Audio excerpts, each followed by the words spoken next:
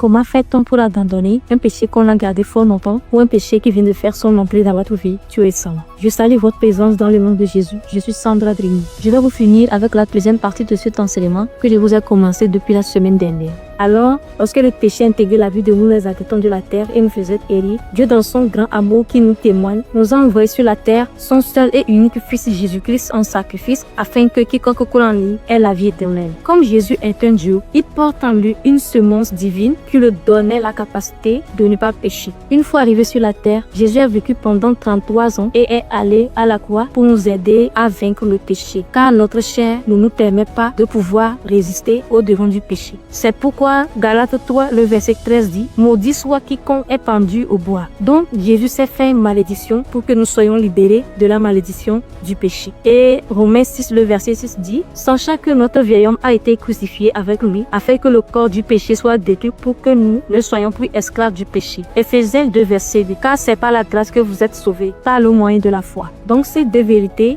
nous donnent la force de vaincre le péché, à savoir premièrement, notre chair a été crucifiée avec le Christ.